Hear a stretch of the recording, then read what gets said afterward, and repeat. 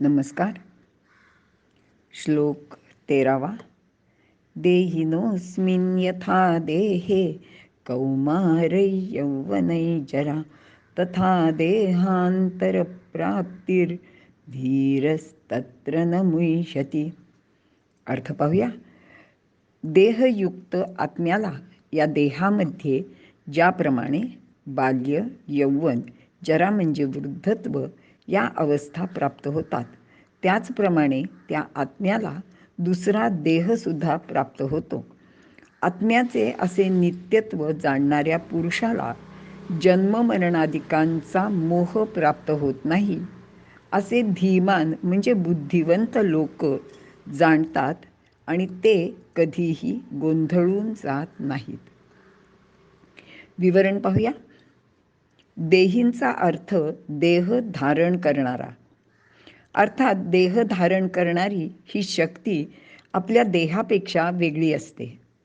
मात्र आपल्यासारख्या सामान्य माणसाला हा फरक लक्षात येत नाही आणि आपण ह्या देहालाच मी असे मानतो.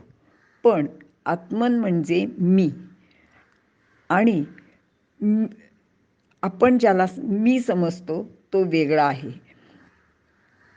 या देहाच्या 3 अवस्था वरील श्लोकात सांगितल्या आहेत, परंतु खरे तर येथे प्रत्यक्ष 6 अवस्था होतात.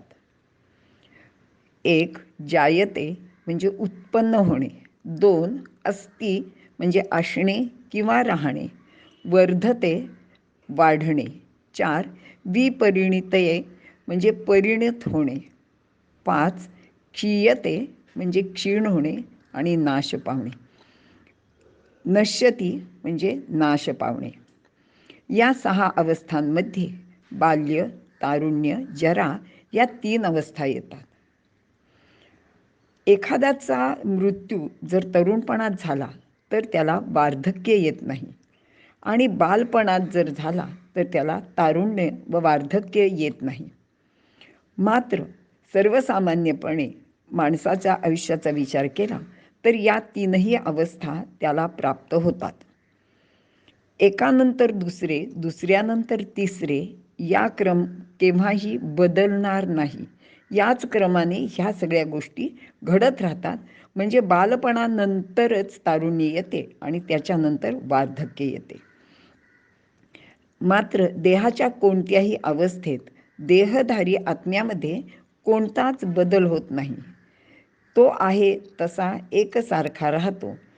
म्हणजे त्याला वृद्धत्व, बालपण, तरुणपण असल्या कुठल्याही अवस्था नसतात.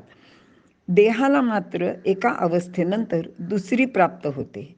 याचा विचार केला तर वार्धक्यानंतर मृत्यूची अवस्था येईलच, व मृत्यूचे अवस्थेनंतर पुन्हा दुसरा देह त्याला प्राप्त होईल.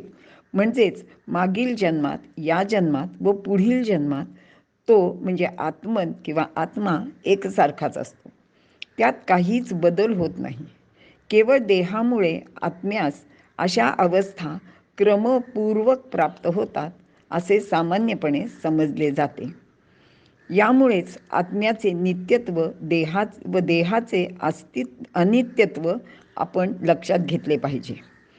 आपल्या नित्य जीवनात आपल्या मुलाने बालपणाचा त्याग करून तारुण्यात प्रवेश केला म्हणून काही आपण कोणी शोक करत नाही. तसेच त्याने देहाचा त्याग करून दुसरा देह धारण केला तर दुःख करू नये, कारण एका अवस्थेनंतर दुसरी अवस्थाच त्याला प्राप्त होत असते. वेदामध्ये सांगितले आहे की हा सनातन आहे, पुन्हा पुन्हा नव्यासारखा होत राहतो. तो स्त्री आहे, पुरुष आहे, तोच पिता आहे, पुत्र पण तोच आहे. तो ज्येष्ठामध्ये ज्येष्ठ तर कनिष्ठामध्ये कनिष्ठ आहे. जो पूर्वी जन्मला तोच आता गर्भामध्ये आला आहे. शरीराच्या भिन्न भिन्न आकारामुळे, अवस्थांमुळे तो वेगवेगळा भासतो. पण मनामध्ये प्रविष्ट झालेला हा एकच एक देव म्हणजे आत्मा, यालाच समर्थ आत्माराम असेही म्हणतात. वास्तविक हा स्त्री नाही, पुरुष नाही, तरुण नाही, बाल नाही, वृद्ध तर नाहीच नाही.